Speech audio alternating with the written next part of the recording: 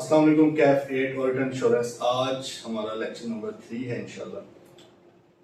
हमने कल अपना चैप्टर 1 स्टार्ट किया और आपको आइडिया है कि हम तरतीब में ही लेकर चल रहे होंगे एज पर आई कैप बुक। तो एंड पे बस जो चैप्टर हैं उनको एक दो पीछे करेंगे, वो भी एंड पे चलो चैप्टर 13 14 वगैरह बचते हैं। तो जी कल हमने बड़ी बेसिक सी बातें की हैं। हमने ये बात की है कि ऑडिट होता क्या है, थोड़ा सा उसका आइडिया लिया है।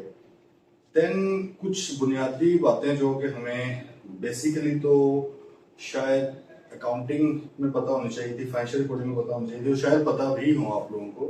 बट मैंने थोड़ा सोचा कि यार इसको थोड़ा सा मैं अगर रिवाइज करवा दूँ तो आपके लोगों की शायद बेहतरी हो जाए।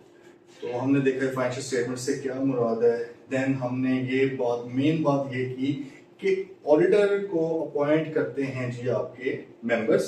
जनरल मीटिंग के अंदर मेंबर्स अपॉइंट करते हैं, क्यों करते हैं? दो रीजंस हो सकते हैं। एक तो ये है कि शायद मेंबर्स को वाकई उनका दिल कर रहा है कि जी हम जो डायरेक्टर्स हैं उनकी अकाउंटेबिलिटी करें, देखें कि डायरेक्टर्स जिन्होंने साइन किए थे भाग के फाइनेंशियल स्टेटमेंट्स के ऊपर, क्या वो फाइनेंशियल स्टेटमेंट्स ठीक भी हैं या नहीं है। एक तो ये रीजन हो सकती है जो कि प्रैक्टिकली बड़ी कम होती है, ठीक है। दूसरी जो रीजन जो जनरली ज्यादा पाई जाती है विच इज कि स्टैट्यूटरी रिक्वायरमेंट है। भाई कंपनीज एक्ट 2017 की आपको पता है, कैफ 7 में आपने पढ़ा होगा कि उसकी रिक्वायरमेंट है, उसके अकॉर्डिंगली हमें वो करना पड़ता है, ठीक है जी। तो ये हमने कल थोड़ा डिस्कस किया। फिर हमने AFRF को डिस्कस किया, क्योंकि AFRF हमने बहुत बार करना है ऑडिट के दौरान। बार बार कहेंगे कि अगर AFRF सही नहीं है तो क्या करें, AFRF गलत है तो फिर क्या होना चाहिए, AFRF के अंदर फला चीज मिसिंग है तो क्या हो। इस तरह की हमने बातें, तो हमें पता तो हो डिटेल में कि भाई AFRF है क्या।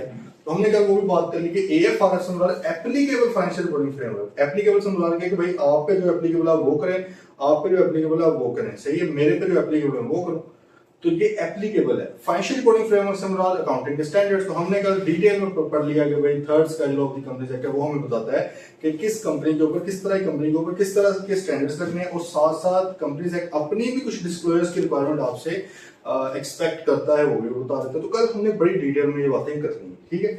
आज थोड़ा आगे बढ़ते हैं जी।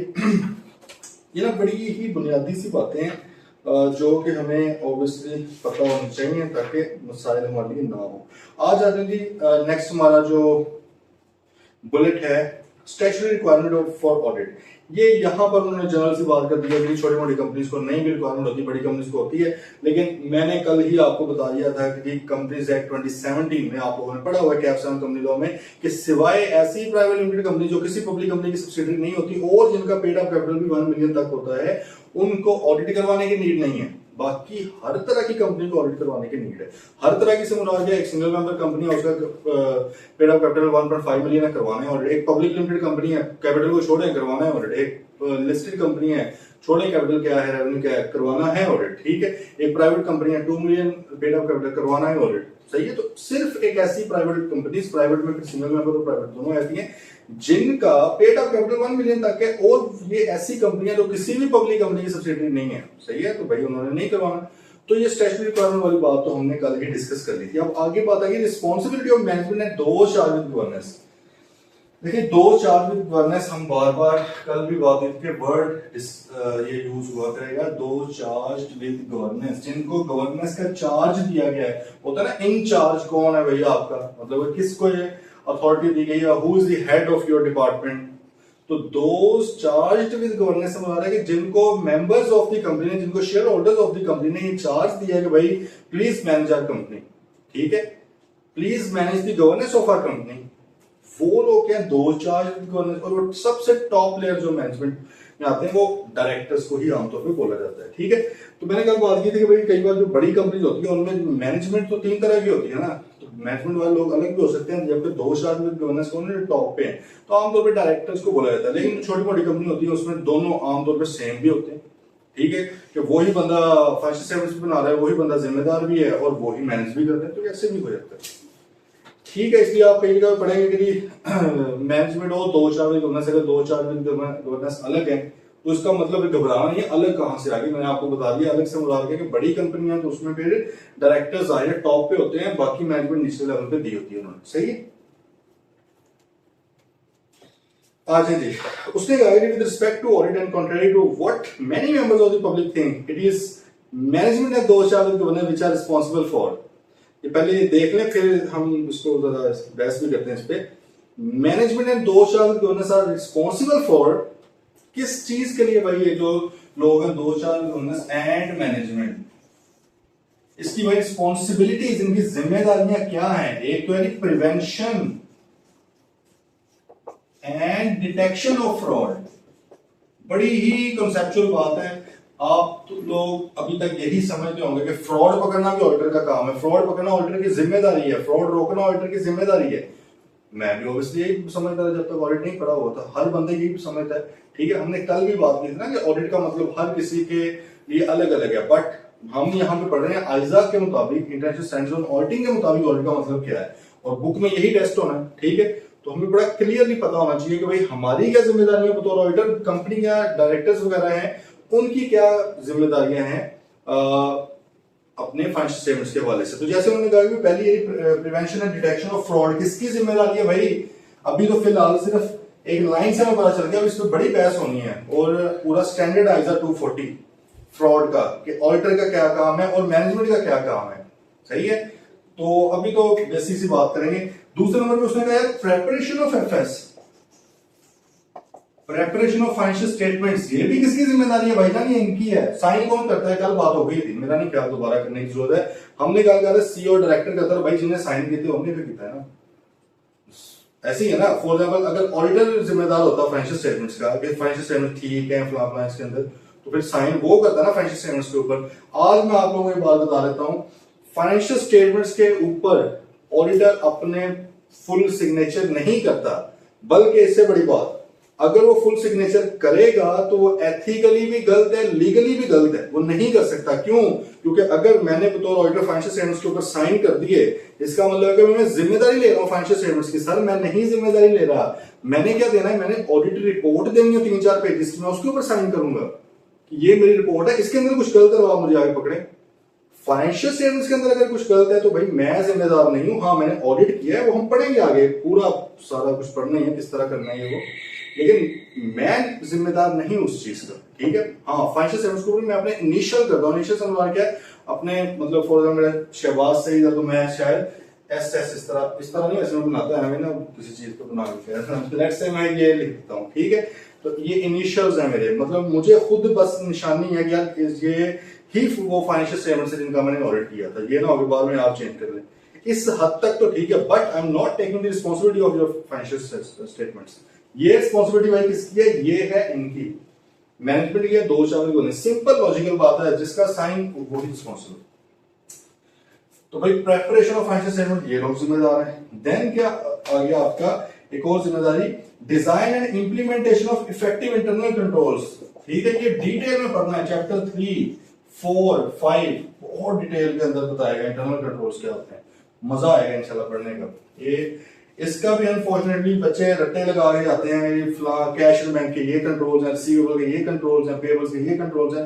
That is not the correct approach. और इस बार पेपर के अंदर ऐसे स्टूडेंट्स के साथ बेचारों के ज्यादती हुई है किस्म की। ठीक है, तो बचना है आप लोगों ने, जो आपको अप्रोच सिखाई जाएगी, दुनिया का कोई भी अकाउंटिंग हेड आ जाए, इंशाल्लाह आप लोग इजीली उसको ड्राफ्ट कर सकते हैं। बस शर्त यह है कि अप्रोच समझ आ रहे हो, प्रैक्टिस हो, उसकी प्रैक्टिस कर करके किए हो, सवाल लिख लिख के किए हो। पढ़ना is not a practice in knowledge. सही, अगर आप 50 बार इस बुक को पढ़ लेंगे ना तो कोई गारंटी नहीं है कि आप पास होंगे, लेकिन यही आप अगर लिख के सवाल करेंगे, बहुत ज्यादा ना भी करें लेकिन एक सफिशिएंट अमाउंट ऑफ क्वेश्चंस आप कर लें, तो ये गारंटी है कि आप पास हैं। ठीक है, तो भाई इंटरनल कंट्रोल्स की जिम्मेदारी, इंटरनल कंट्रोल फिलहाल आप इसको ये समझ लेंगे, चेक एंड बैलेंस प्रोसीजर्स। सुबह 9 बजे आएंगे जी, ठीक है, इतने बजे एसी चलेगा, छोटे छोटे बता रहा हूं जो आप लोग शायद समझ में जाए।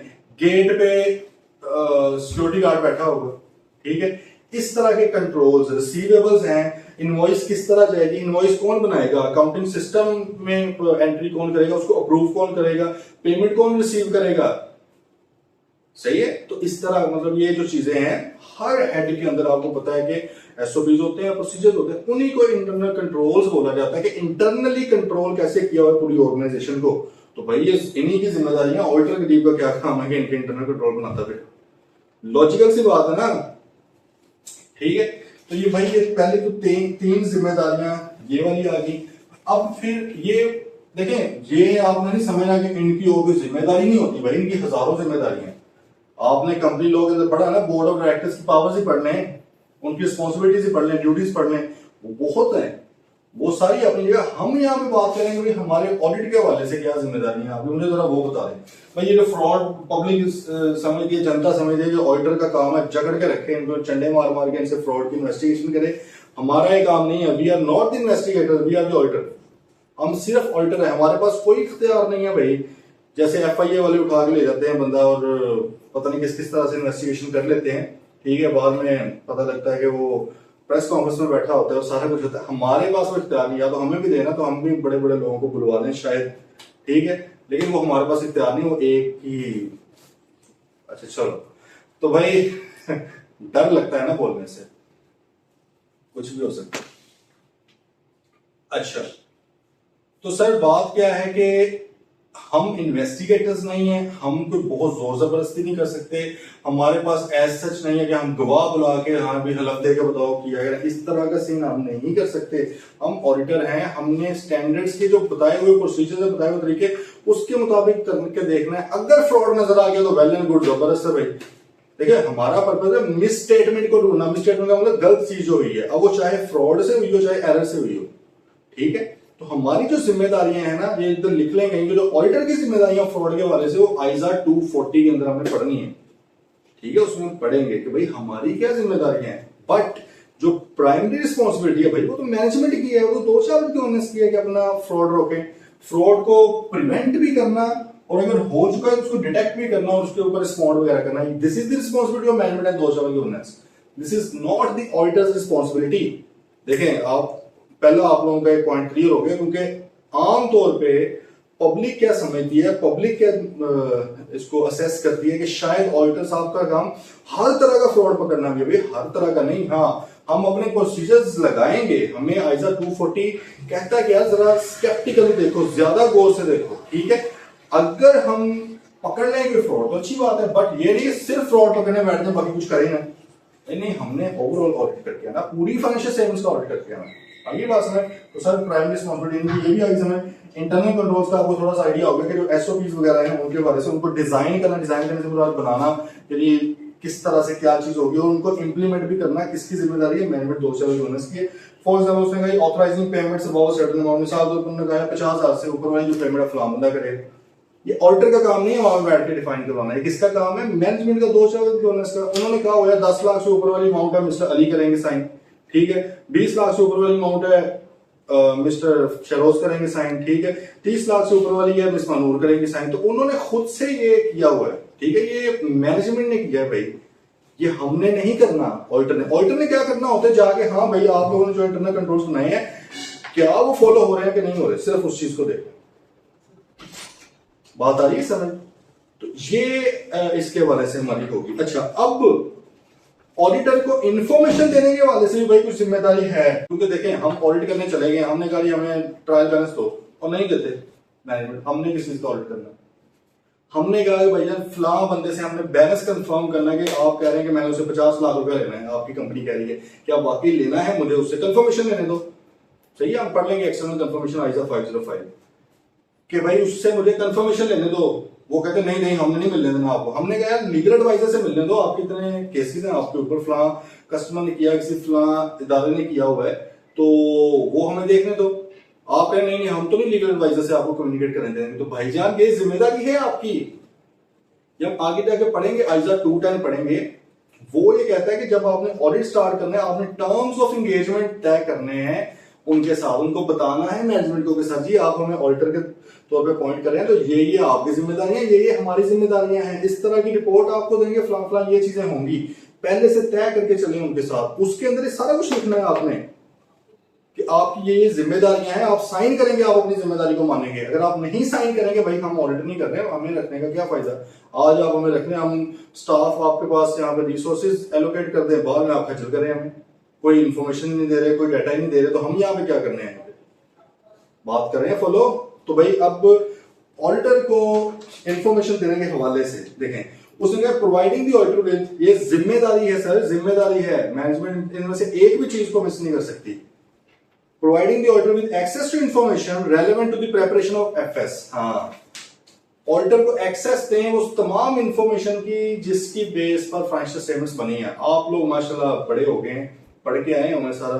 सबसे पहले जर्नल एंट्री होती है, उसके बाद लेजर होता है, उसके बाद ट्रायल बैलेंस होता है, फाइनेंशियल स्टेटमेंट्स बनती है। ऐसे ही है ना, सिंपल वही बात कर रहे हैं भैया। वो इन्फॉर्मेशन जिसकी बेस पर फाइनेंशियल स्टेटमेंट्स बनी है वो जरा हमें इन्फॉर्मेशन दे, मतलब हमें ट्रायल बैलेंस दो, हमें लेजर्स दो, हम एंट्रीज देखना चाहते हैं वन बाय वन, हमें वो दो, हमें वो वाउचर्स दो। सही है, वाउचर से मुराद होता है कि वही एंट्री है, उसका प्रिंट समझ लें आप। ठीक है, आप जो पेमेंट्स यहाँ पे की हैं वो हमें बताएंगे बैंक के थ्रू कहां से डाली, कैश की पेमेंट की है, कैश में कहां से निकल रही है, स्टॉक आपने कहा हुआ जी हमारे पास 5 बिलियन का पड़ा हुआ है, सर कहां पे पड़ा हुआ है, स्टॉक दिखाओ हमें। बात आ रही है समय कि वो तमाम इंफॉर्मेशन जिसकी बेस पर फाइनेंशियल स्टेटमेंट्स बनी है उन तक एक्सेस दो रही ऑडिटर को। ये जिम्मेदारी है किसकी, इन भाईजान की। ओके, दूसरा point, additional information relevant to audit. इसके अलावा भी एक तो है ना कि जिसकी बुनियाद पे फाइनेंशियल स्टेटमेंट्स बनी है वो इंफॉर्मेशन दो। इसके अलावा उसने कहा ऑडिटर को जो ऑडिट के वाले से रेलेवेंट लगती है। अब ये नहीं है कि ऑडिटर साहब को पर्सनल बातें उनकी पूछना है, हाँ जी शादियां कितनी हुई हैं, ठीक है, इस आपकी गाड़ियां आपके पास कितनी हैं, ये चीजें नहीं भैया। आप कंपनी का ऑडिट करने गए हैं, आप उनका सेंसिटिव डाटा, पर्सनल डाटा नहीं पूछ सकते। हाँ, कंपनी के ऑडिट के वाले से आपने कुछ पूछना है, मिसाल के तौर पर जैसे हमने कहा कि कंपनी के ऊपर केस किया हुआ है किसी कस्टमर ने कि आपने फॉल्टी प्रोडक्ट मुझे दी है जिसकी वजह मुझे इतने का नुकसान हो गया, उसने लेट से कंपनी के ऊपर अच्छा भला केस कर दिया, ठीक है, और कंपनी ने डिस्क्लोज भी किया हुआ है अपने फाइनेंशियल स्टेटमेंट्स में, कंटीजेंसी में, IAS 37 आपने पढ़ा ही हुआ है, उसके अंदर उसने लिखा हुआ है कि मेरे ऊपर मतलब हमारे ऊपर केस किया हुआ है और अदालत के अंदर है, ये हमें तवक्को है, ये वो सारा कुछ। अब ऑडिटर ने कहना है कि भाईजान मुझे जरा आपके लीगल एडवाइजर से कंफर्म कर लेने दो, आपका जो वकील है, लॉयर है, सोलिसिटर है, उससे मुझे कंफर्म कर लेने दो कि जो आपने यहाँ पे लिखा हुआ है क्या वाकई ऐसा ही है। क्योंकि देखिए अदालत के अंदर केस चल रहे हैं, हर बंदे को यही लग रहा होता है उसने जीतना है, ऐसे है ना, तभी तो पैसे लगा रहे होते हैं जजों को, तो मतलब उसको लग रहा होता है कि उसी ने जीतना है, लेकिन जरूरी तो नहीं है ना। तो वो लीगल एडवाइजर से फिर हम पूछते हैं। अब कंपनी कह रही है कि नहीं नहीं नहीं हमने तो नहीं आपको लीगल एडवाइजर से बात करेंगे, तो उसे कहेंगे सर जी ये जरा इधर आ जाओ, ये बुक नंबर आप पेज नंबर 4 है, ठीक है, यहाँ पे आगे दूसरी वाली आपने साइन किया था यहाँ पे कि हाँ मैं आपको दूंगा एक्सेस, दो एक्सेस, ठीक है।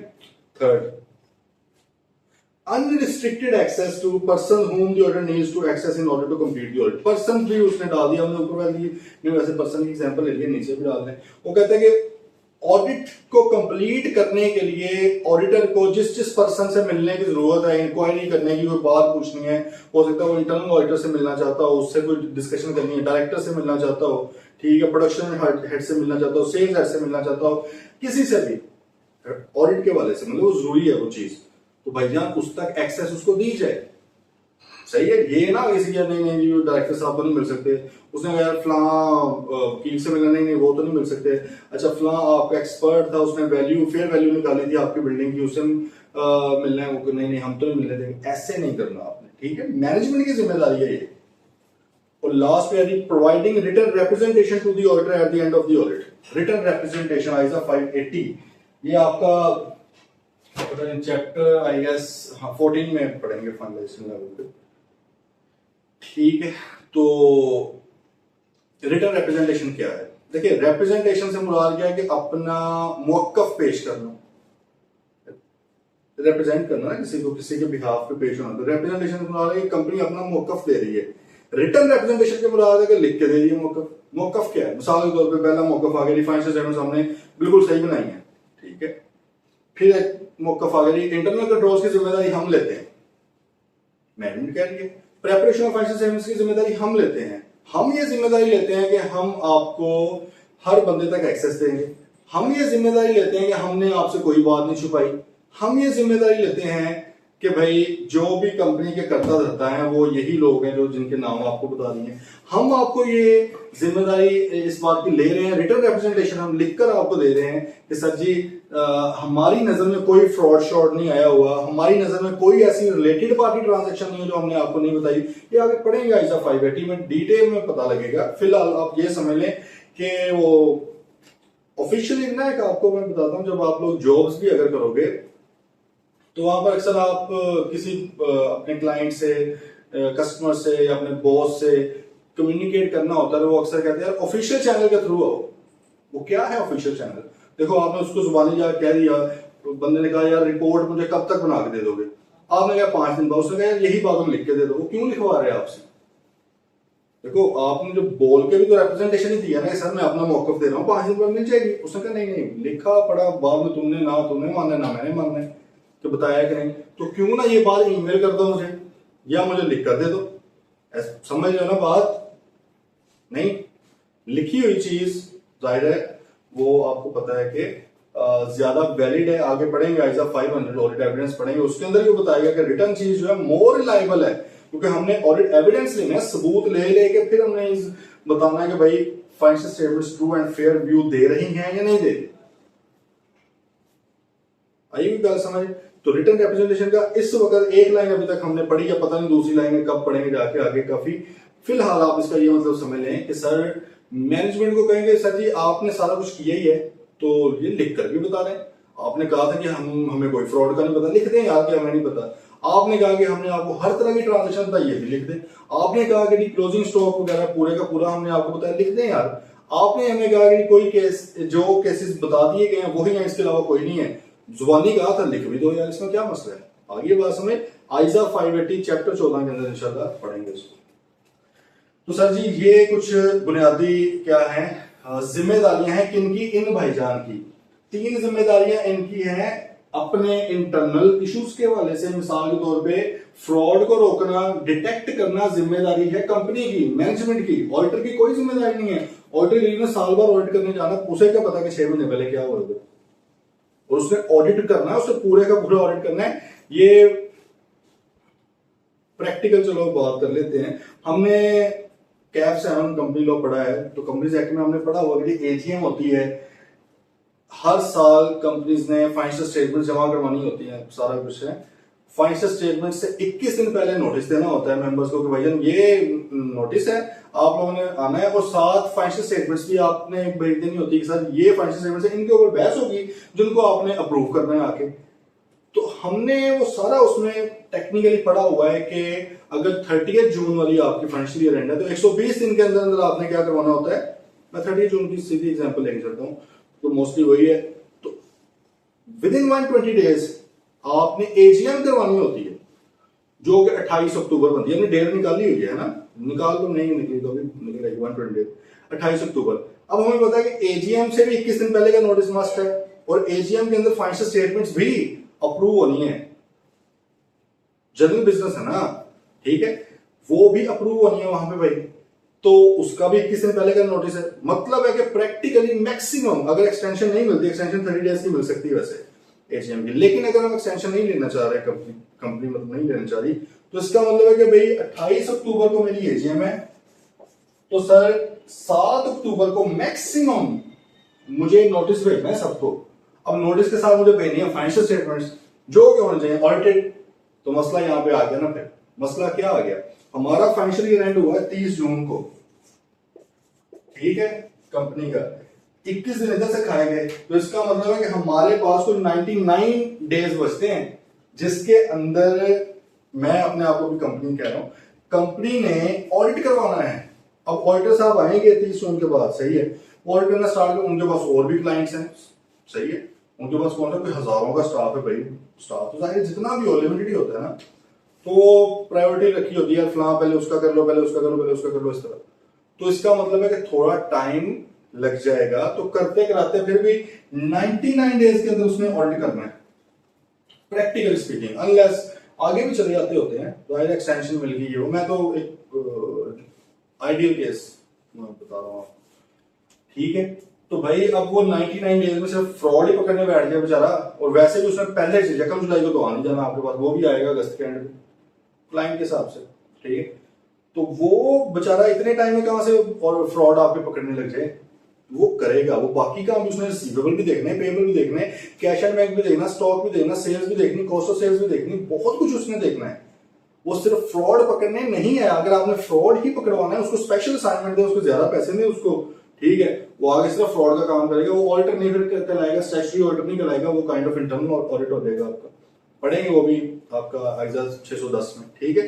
तो ये भाई सिनेरियो है कि जिम्मेदारी किसकी है, जिम्मेदारी इन भाईजान की, ठीक है। तो ये है prevention detection of fraud, preparation of FS, internal controls banana, design करना, इंप्लीमेंट करना किसकी जिम्मेदारी है, मैनेजमेंट है दो चार बिजनेस की, ठीक है। और नीचे आपने ऑडिटर को इन्फॉर्मेशन देने के वाले से कह रही है कि भाई उसको एक्सेस देनी है वो तमाम इन्फॉर्मेशन की जिसकी बेस पे फाइनेंशियल स्टेटमेंट्स बनी है, उसको एक्सेस देनी है, वो उस तमाम इन्फॉर्मेशन की जो ऑडिट के रेलेवेंट है उसको अनरिस्ट्रिक्टेड एक्सेस देनी है, और रिस्ट्रिक्ट नहीं करना, रोकना नहीं है जिस बंदे को मिलना चाहता है ऑडिट के वाले से। ये नहीं है कि वो कहे कि भाई यार मैंने डिनर करना किसी स्पेसिफिक पर्सन के साथ, ठीक है, तो वो आप उसको नहीं अलाउ करोगे।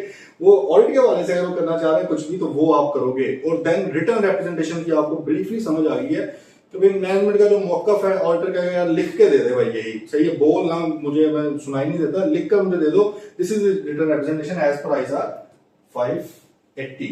ओके, आई कोई गल पल्ले पई है कि नहीं पई, ठीक है। आगे आते हैं मीनिंग ऑफ एश्योरेंस। अच्छा, अभी ना कुछ और बड़ी बुनियादी बातें होनी है। मैं असल में ऑडिट पढ़ाता हूँ फेजेस ऑफ ऑडिट के हवाले से। अब पता है लाइफ में हम कुछ भी करते हैं, कुछ भी, तो पहले आप प्लान करते हैं एक चीज को, ठीक है, फिर आप एग्जीक्यूट करते हैं, फिर एंड पे फाइनलाइज होती है वो चीज, ऐसे ही है। तो ऑडिट भी एक चीज ही है ना, ये भी ऐसे होना। तो अभी फिलहाल हम जनरल कॉन्सेप्ट पढ़ रहे हैं, बेसिक कॉन्सेप्ट। जब आगे हम थोड़ा जाएंगे ना, प्रॉपर स्टैंडर्ड स्टार्ट करेंगे, आगे जाके आ जाएगा आइजा 200, ठीक है, बस 2-3 लेक्चर्स के अंदर ही। अभी तो कुछ बेसिक सी बातें कर रहे हैं, फिर वो प्रॉपर ऑडिट करना, किस तरह ऑडिट करना स्टार्ट हो जाएंगे, प्लान होगा, एग्जीक्यूशन होगी, वो फिर इंशाल्लाह मैं आपको उसका पहले प्रॉपर बताऊंगा कि कौन कौन सी स्टेजेस हैं, वो प्लानिंग में आती हैं, कौन सी एग्जीक्यूशन में आती है, कौन सी फाइनलाइजेशन में आती है। तो हमने भाई प्रैक्टिकली लेकर चलना, जिस तरह के ऑडिट होते हैं।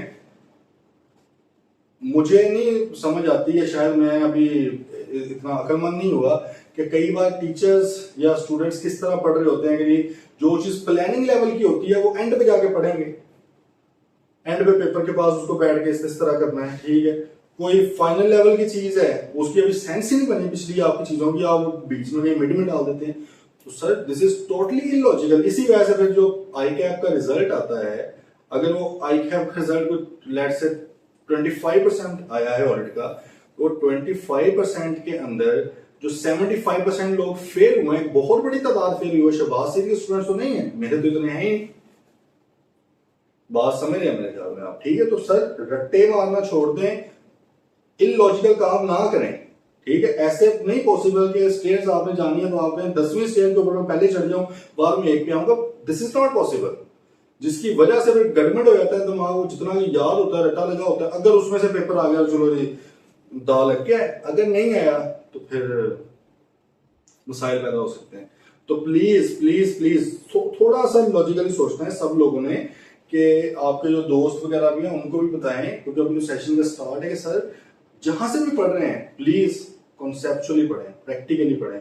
प्रैक्टिकली ऑडिट जिस तरह से होता है वैसे ही पढ़ें, आई का वैसे ही टेस्ट कर रहे हैं आप, ठीक है। आई कैप को बीच में जब एग्जामिनर चेंज होता है ना, वो मूड चेंज होता रहता है। अभी उसका बहुत अच्छी बात है कि उसका मूड इस वक्त रट्टे की तरफ नहीं है, वो थोड़ा प्रैक्टिकली कंसेप्चुअली चीजों को लेकर चल रहा है, ठीक है भाई। आ जाइए, अब आपको कह रहे हैं मीनिंग ऑफ एश्योरेंस आपको बताऊं। ये पढ़ ली हुई यार हमने, छोटी मोटी बातें अभी कल परसों से, कल से और आज जो हमने की हैं बेसिकली यही है, लेकिन चलो बुक को भी तो खुश करना है, तो उस हवाले से आज थोड़ी और डिटेल में बातें होंगी। एश्योरेंस एश्योरेंस एश्योरेंस भाई क्या मतलब होगा एश्योरेंस का, किसी को एश्योरेंस देना। सोचो सोचो, मैं तुम्हें अश्योर करता हूं कि मैं 5 बजे वहां पर पहुंच जाऊंगा, मैं ये अश्योर करता हूं कि आप पास हो जाओगे, मैं ये अश्योर करता हूं इस चीज में गलती नहीं है, तो ये एश्योरेंस है ना। तो बेसिकली जो एश्योरेंस है ना, assurance is you know some kind of credibility, some kind of confidence which we add to certain thing. हम किसी चीज में जो अपना कॉन्फिडेंस ऐड करते हैं, जो अपनी क्रेडिबिलिटी ऐड करते हैं कि भाई ये चीज सही है, ठीक है, उसको हम क्या बोल देते हैं, एश्योरेंस। आम अल्फाज अभी मैं बता रहा हूँ, ये ऑडिट की तरफ नहीं अभी हम आए, आम तौर पे हम उसको क्या बोल देते हैं, एश्योरेंस बोल देते हैं। क्या बोलते हैं सर, एश्योरेंस हम उसको बोल देते हैं, ठीक है। अच्छा, अब एक और बड़ी जनरल सी मैं बात करूंगा, फॉर एग्जाम्पल जी, आपके पास एक बुक आई है, 100 पेजेस की आपके पास एक बुक है, ठीक है।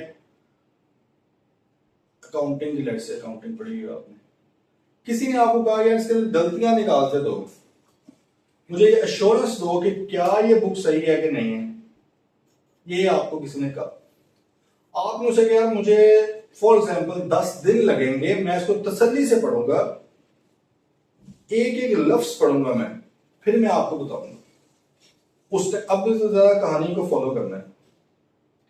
उसने कहा भाई ठीक है करो। आपने 10 दिन लगाए हैं, तसल्ली से पढ़ा, एक एक वर्ड को पढ़ा, और एंड पे आपने उसको कहा कि यार एब्सोल्युटली इसमें कोई गलती नहीं है, एब्सोल्युटली नॉट। बड़ा महंगा पड़ा है। तो आपने उसको क्या कहा कि भाई absolutely there is no error और mistake in the subject matter. Subject matter में उस चीज को कह रहा हूं, बुक को कह रहा हूं। गल कर रहे, फॉलो नहीं कर रहे। आपको किसी बंदे ने हायर किया, असाइनमेंट दी कि भाई ये एक बुक है अकाउंटिंग की 100 पेजेस की, लेट से 10 दिन ले लो, इसके अंदर एक एक चीज आपने देखनी है, कोई गलती ना हो, स्पेलिंग की, डॉट की, ग्रामर की, अकाउंटिंग ट्रीटमेंट की, किसी पॉलिसी की, कुछ भी गलती नहीं होनी चाहिए। आपने कहा हाँ सही, आपने तसल्ली से उसको देखा, आपने उसको तसल्ली से देखा, और 10 दिन बाद आपने एश्योरेंस उसको एक रिपोर्ट बना के दे दी कि भाईजान इसके अंदर, मैं मिसाल ले रहा हूं कि कोई भी गलती नहीं है या इसके अंदर गलतियां हैं, whatever the scene is, दोनों चीजें हो सकती हैं, ठीक है। तो आपने उसको कहा absolutely not, there is no error in this subject matter. तो भाई इसको आप फिर आसान अल्फाज में भी अगर बोला जाए तो आप बोल सकते हो ना कि एब्सोल्यूट एश्योरेंस आपने उसको दे दी है। कह सकते हो कि नहीं कह सकते, एब्सोल्यूट एश्योरेंस दे दी है। ऐसे दूसरा सिनेरियो, उस बंदे ने आपको कहा कि 10 दिन में करो ये, आपने कहा यार 1 लाख रुपया लगे, उसने कहा यार इतने पैसे तो नहीं है। आपने कहा भाई टाइम लगता है, सही, टाइम इज मनी, तो कॉस्ट तो लगेगी, खर्चे ना चर्चे, तो आप खर्चा करें, इंशाल्लाह आपको अच्छा करके काम देंगे, फुल 100% में श्योरिटी दूंगा, इसमें गलतियां कौन कौन सी हैं या कौन सी नहीं है, ठीक है। अगर कोई गलती नहीं होगी तो I give you absolute assurance. उसने कहा यार मुझे एब्सोल्यूट नहीं चाहिए, तुम ऐसे करो, जरा ना 100% बेशक ना देखो, सैंपल बेसिस पे देख लो, कम देख लो, लेकिन मुझे ये इतनी एश्योरेंस आ रही है, इसमें आपने कोई प्रॉपर वे में, प्रॉपर तरीके से आपने इसको देखा है और आपको इतनी भी गलतियां नजर आई हैं। मैं समझ रहा हूं कि 100% आप नहीं मुझे बता सकते, 100% इल्म आपके पास नहीं है इस वक्त, मैं समझ रहा हूं, क्योंकि मैं आपको 1 लाख रुपए दे सकता, मैं लेट से आपको 60,000 70,000 रुपए दूंगा, आप सैंपल बेसिस पे देखें, उसमें इस पर जो भी आपका फिर रिजल्ट आएगा आप मुझे बता देना कि यार अब आपके अकॉर्डिंग क्या ये ओवरऑल ये चीज सही है या नहीं है सही। वो गल कर रहे हैं, फॉलो नहीं कर रहे। एक तरफ आपने कहा था 100% एक एक हर्फ लफ्ज आपने देखना है, दूसरी तरफ आपने कहा सारा ना देखो, सैंपल बेसिस पे देख लो, ठीक है ना, मैं अफोर्ड कर पा रहा हूँ, या कोई और रीजन भी हो सकती है। मिसाल के तौर पर आपने कहा 10 दिन लगे, उसने कहा नहीं मुझे तो 2 दिन के अंदर चीज चाहिए, तो इसका मतलब है कि आप जाहिर है फिर वो टाइम कंस्ट्रेंट्स आ गई, टाइम की रिस्ट्रिक्शन आ गई, ठीक है, तो वो भी एक रीजन हो सकती है, और बड़ी रीजन हो सकती हैं। तो भाई फिर आपने 100% नहीं देखा, आपने एब्सोल्युटली नहीं देखा, बट आपने फिर भी एक काफी रीजनेबल हद तक देख लिया है, रीजनेबल हद तक, रीजनेबल का पता ही है ना, ठीक है, एक रीजनेबल हद तक देख लिया। Reasonable level is high level of assurance, high level but not the absolute level. मतलब मिसाल के तौर पर अगर 100% देखा तो 100 नहीं देखा, 70 80 50 60 देखा, बात आई समझ। तो भाई the other type is reasonable assurance. ये गल समझे नहीं आई, बस स्कोप का फर्क है, उसमें स्कोप फुल टाइम 100% चीजें देखो, इधर है कि यार 100% ना देखो लेकिन स्टिल काफी सारी देख लो, अब इससे भी नीचे आए थे, ठीक है। एक भाई और है एश्योरेंस की टाइप, वो टाइप क्या है सर, इसी एग्जांपल को लेकर चलें। पहले वाली उसने कहा कि भाई 10 दिन में देखो, 1 लाख रुपया दूंगा, 100% देखना तुम्हें। इधर उसने कहा यार लेट से 5 दिन में देखो, सही है, 100% चीजें ना देखो, रीजनेबल हद तक देख लो, ठीक, मुझे बता दो गलतियां हैं। इधर उसने कहा यार ऐसे करो, 5 दिन में ना देखो, 2 दिन याद देख ले इसको, ठीक है, 2 दिन बस देख लो इसको, और ज्यादा सैंपल भी ना करो। इधर मिसाल के तौर पे आप 100 में से 70 चीजें देख रहे हो, उसने कहा 100 में से 10 देख ले यार, 100 में से 20 देख ले, लेकिन ऑब्वियसली किसी प्रॉपर प्रोसीजर के तहत, ठीक है। ज्यादा हाई लेवल ऑफ एश्योरेंस मुझे नहीं चाहिए, लिमिटेड लेवल तक एक दे दो कि हाँ भाई इसके अंदर तुम्हारी नजर में कोई गलती आई है कि नहीं आई, तुम्हारी नजर में कोई गलती आई है कि नहीं आई, मुझे बस इतना बता दो। हाँ हो सकता है कि अगर ज्यादा रीजनेबल लेवल की करवाई होती तो हो सकता है आया देखिए ना कि अगर 100 में से 10 चीजें चेक की जाएं और एक तरफ 100 में से 70 चीजें चेक की जाएं तो दोनों में से गलतियां ज्यादा मिलने के इम्कान कहां पे हैं? 100 में से 70 देखने में प्रोबेबिलिटी ज्यादा है। आइए बात समझ, ठीक है। और यही अगर 100 की 100 देखनी हो और 100 की 70 देखनी हो, 100 में से 10 देखनी हो तो फिर सबसे ज्यादा किधर है? मेरे ख्याल में इंतहाई बच्चों वाली बातें होती है ना। तो आगे चलते हैं।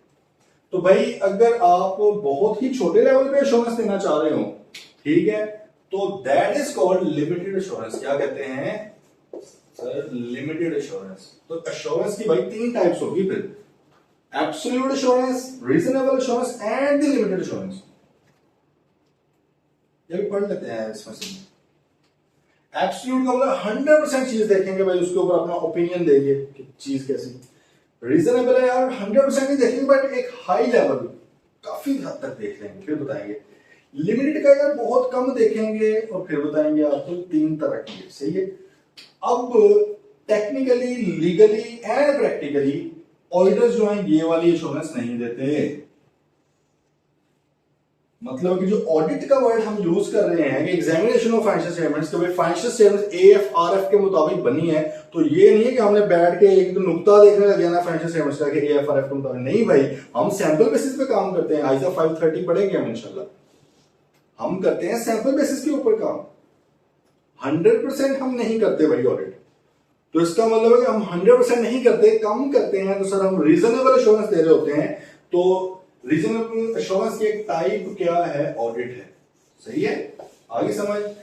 अब ये बच गया कि भाई ऑडिट तो फिर इसकी टाइप है, तो ये क्या है फिर? तो सर हम लास्ट चैप्टर में, आपके चैप्टर 15 में थोड़ा सा इसको पढ़ेंगे।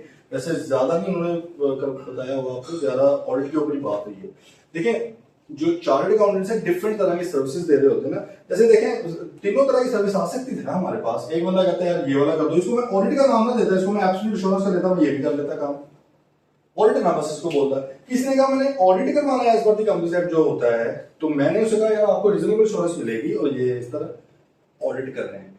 किसी ने कहा यार ऑडिट नहीं करना, बल्कि आपको वही बताता हूँ, लीगल बात ही बताता हूँ। कंपनीज एक्ट 2017 आपने कैप 7 पढ़ा है, उसके अंदर याद करें हमने एक चीज पढ़ी थी कि जो लिस्टेड कंपनी है उन्होंने क्वार्टरली फाइनेंशियल स्टेटमेंट्स भी बनानी है। फर्स्ट क्वार्टर की financial statement with in 30 days बनानी है, थर्ड क्वार्टर की financial statement with in 30 days बनानी है, सेकंड क्वार्टर की फाइनेंशियल स्टेटमेंट थी वो हमने कहा था कि विद इन 60 डेज बनानी है। क्यों? क्योंकि वो एक तो उन्होंने क्वार्टर की बनानी है और एक वो 6 महीने हो चुके होंगे ना, 2 क्वार्टर्स हो गए, तो उसकी भी बनानी है। और हमारी रेलेवेंट बात, हमने ये कहा था कि कंपनी ने वो जो 6 महीने वाली फाइनेंशियल स्टेटमेंट्स का लिमिटेड रिव्यू भी करवाना है। यही वाले वर्ड्स लिखे हुए हैं, अगर आप वहां पे जाके देख लें, पहुंचे जरा तो लिखा हुआ है लिमिटेड रिव्यू करवाना है किसी आई कैप के चार्टर्ड अकाउंटेंट से, आई कैप की पॉलिसी वगैरह के मुताबिक। आगे ये बात समझ, तो भाई this is that limited review, limited assurance. तो लिमिटेड एश्योरेंस की एक टाइप है रिव्यू करना। रिव्यू के अंदर आसान लफ्ज मैंने पढ़ लिया हुआ, इसमें 100 में से 100 चीजें देखनी है, इसमें 100 में से 50-60 चीजें देखनी है, इसमें 100 में से 10-15-20 चीजें देखनी है, लिमिटेड लेवल पे देखनी है।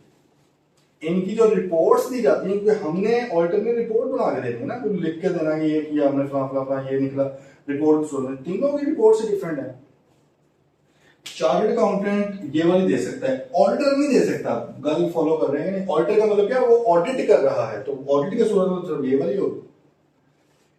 रिव्यू होगा तो रिव्यूअर उसको बोल सकते हैं, बट स्टैंडर्ड्स वर्ड यूज करते हैं इसके लिए प्रैक्टिशनर, प्रैक्टिशनर वर्ड यूज करते हैं। मतलब बेसिकली ओवरऑल अगर चार्टर्ड अकाउंटेंट की जगह आप कह रहे हैं प्रैक्टिशनर वर्ड, मतलब हम लोग जो फर्म चला रहे हैं प्रैक्टिस कर रहे हैं, ठीक है, लॉयर्स जो फर्म चला रहे हैं प्रैक्टिस करते हैं, असल में हम प्रैक्टिशनर हैं। ये भी प्रैक्टिशनर है, ये भी प्रैक्टिशनर, ये भी प्रैक्टिशनर है। लेकिन अगर हम इसमें स्पेसिफिकली चले जाए तो हम प्रैक्टिशनर को ऑडिटर भी कह सकते हैं, ठीक है। इधर रिव्यूअर नहीं कह सकते, टेक्निकली प्रैक्टिशनर की वर्ड यूज हो रहा होता है। तो भाई आइए बात समझे, कोई नहीं।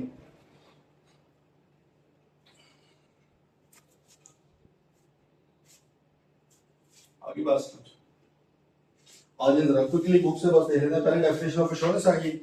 एश्योरेंस मींस कॉन्फिडेंस, माशाल्लाह। इन एश्योरेंस एंगेजमेंट, एंगेजमेंट का मतलब वो वाली एंगेजमेंट नहीं है, ठीक है, एंगेजमेंट का मतलब है किसी के साथ किसी काम में इन्वॉल्व होना, एंगेज होना काम में, ठीक है। असाइनमेंट आप कहते हैं उसको बोला जाता है। Indian assurance engagement and assurance firm से मुराद है कि ऑडिट फर्म प्रैक्टिशनर, सही है, is engaged by one party to give an opinion on a piece of information that has been prepared that by an other party. The opinion is an expression of assurance about the firm, about the information that has been reviewed. It gives assurance to the party that hired the assurance firm that the information can be relied upon. ये हम वैसे कल पढ़ेंगे अभी elements of assurance engagement. Basically देखें definition simple सी है। definition क्या है, उसी बात चले तो जो हमने कल भी कही।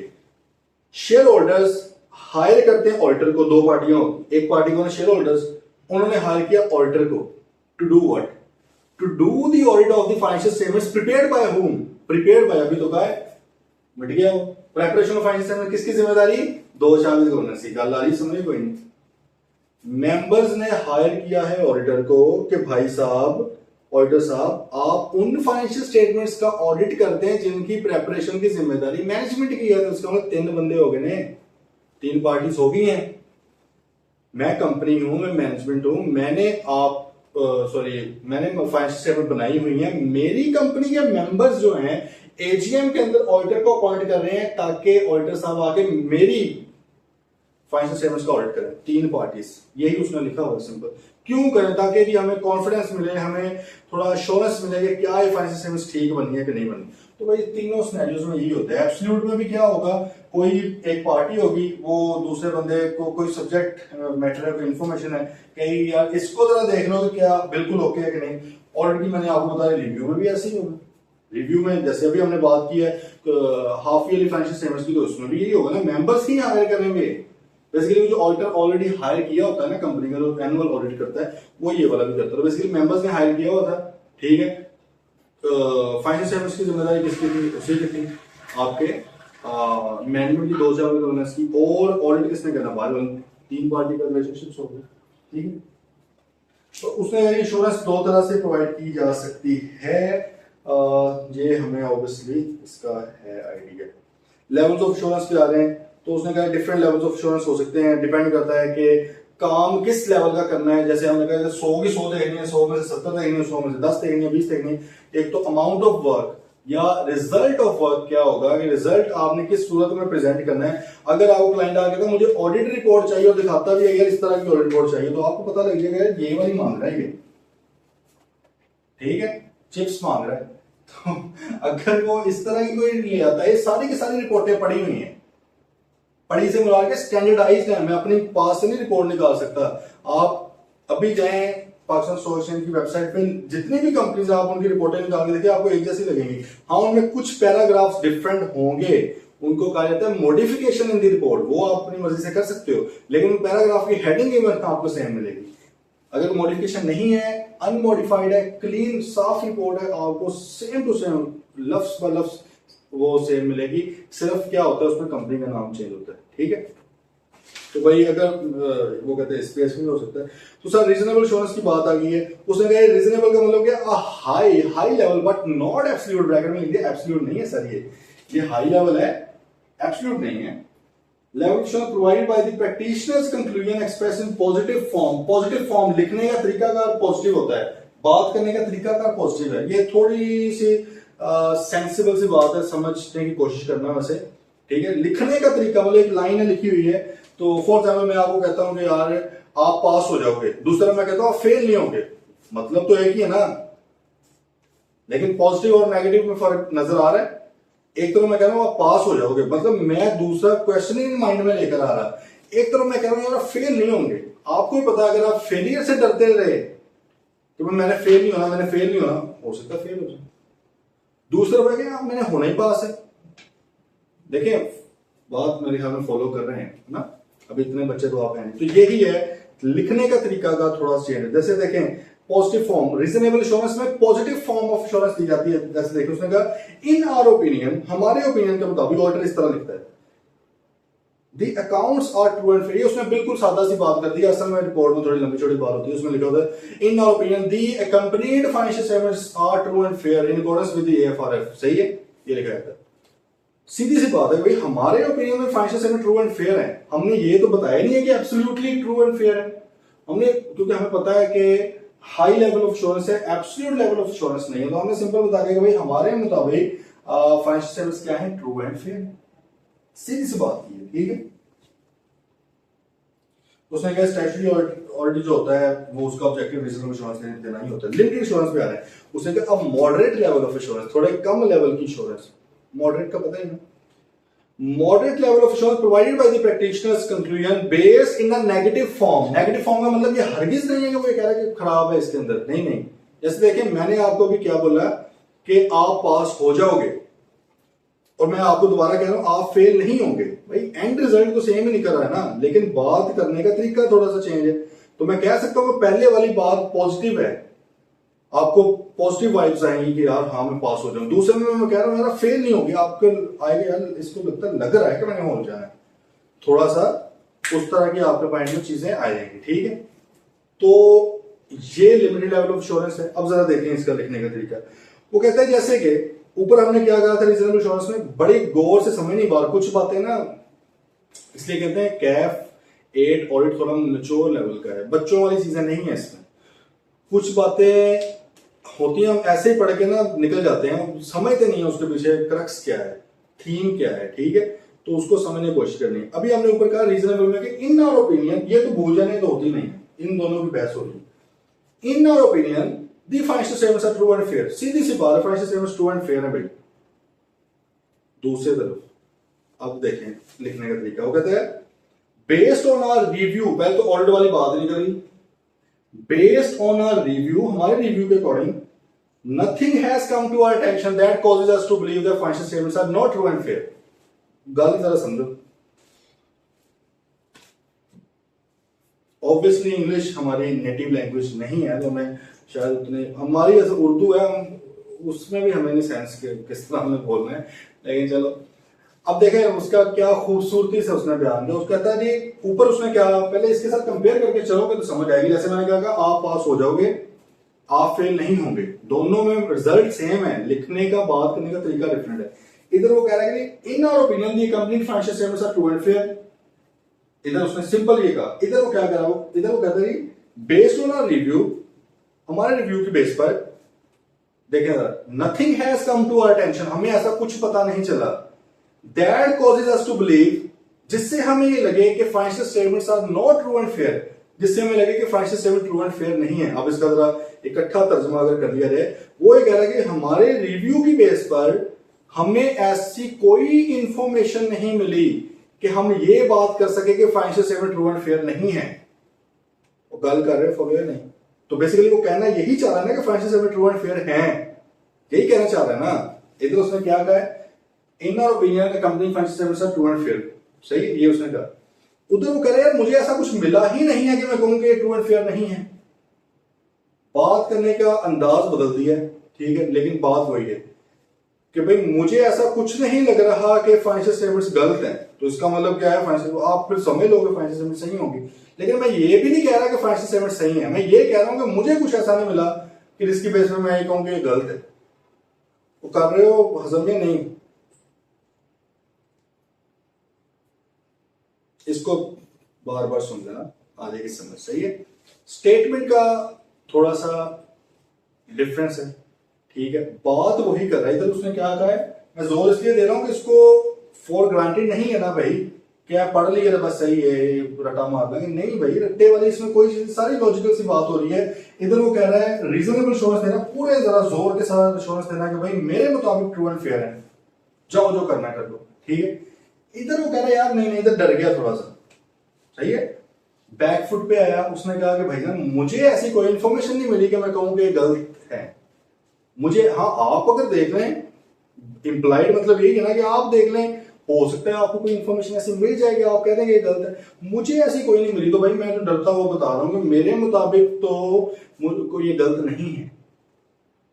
आइए बात समझ, तो ये थोड़ा सा सर इनमें फर्क है। आज एश्योरेंस प्रोवाइडेड बाय ऑडिट, कोई ऑडिट जो है वो रीजनेबल एश्योरेंस देता है, ठीक है। रीजन उसने क्या दिया, reason why the audit is not expected to provide absolute assurance, absolute assurance क्यों नहीं देता, is that there are inherent limitation. Inherent limitation का मतलब क्या है, नेचुरली जो चीज के अंदर मसला होता ही होता है। मिसाल के तौर पे बिजनेस दुकान खोलोगे तो भाई रिस्क तो है, इनहेरेंट है। जहाज उड़ेगा तो खुदा ना खासा गिरने का तो डर है, बात आई समझ।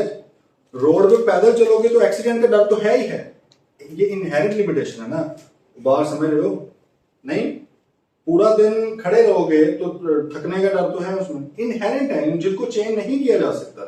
तो वो यहां पे यही कह रहा है कि भाई ऑडिट जो होता है, एक्सटर्नल ऑडिट, स्टैट्यूटरी ऑडिट, वो क्यों ये वाली एश्योरेंस नहीं देता, 100% क्यों नहीं कहता कि एक एक चीज जरूरी है, क्योंकि भाई इनहेरेंट लिमिटेशन। मिसाल के तौर पर पैसे की लिमिटेशन, मैंने जैसे उसे कहा यार 1 लाख रुपया तो मैं फुल देता हूँ, उसने कहा नहीं यार पैसे नहीं आए, भाई पैसा नहीं आया फिर की करेंगे, 50,000 में तो ना मैं 100% आपको बताऊंगा, बात आई समझ। टाइम का मसला आ गया, वो भी हमने डिस्कस कर लिया। तो इस तरह के बहुत से मसाइल होते हैं। ह्यूमन एरर आ गया, ठीक है, चीजें देखी आपने जो बड़ी अच्छी, लेकिन कोई गलती होगी, फिर भी इंसान है आखिरकार, खता का पुतला है, बात आ रही समझ। तो इस वजह से भाईजान हम 100% नहीं देते हम, बल्कि क्या हो रहा होता है हमारा, हम परसुएसिव एविडेंस के ऊपर चलते हैं। ये यहाँ पर टर्म लिखी होगी कि ऑडिट के अंदर आइजा 500 में भी हम पढ़ेंगे, ऑडिट एविडेंस जो सबूत हम लेते हैं वो कंक्लूसिव नहीं होता, हतमी नहीं होता, पर परसुएसिव होता है। परसुएसिव से मुराद है हम इस बेस पर मुझे लग रहा है कि ये होगा, परसुएड करता है हमें, सही है।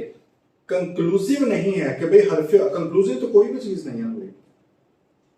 आप किसी बंदे की कोई बात कह सकते हो कि ये हरफे आखिर है, ये तो इस तरह, ठीक है, तो वो तो कुरान था, अहादीस है, उसके अलावा हम जो बात करेंगे हम तो नहीं कह सकते ना कि भाई ये हरफे आखिर है।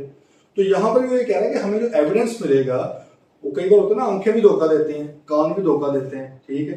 तो हो सकता है कि हम अपनी तरफ से एक एविडेंस लिया हो, बना फेक हुआ हो, तो इसलिए ना कंक्लूसिव नहीं होती बात ऑडिट के अंदर।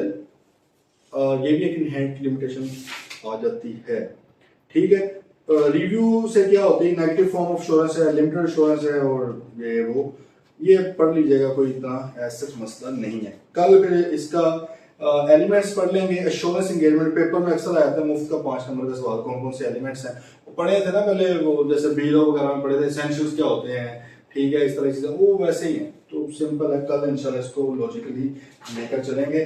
भाई किसी भी तरह का कोई भी मसला हो, कोई भी क्वेश्चन हो, साथ साथ पूछ लेना है आप लोगों ने, ठीक है, ताकि मसाइल ना हो। इंशाल्लाह अच्छा ऑडिट गुजर जाएगा सारा, और बस फिर ऐसे मिलते हैं कल, टेक केयर।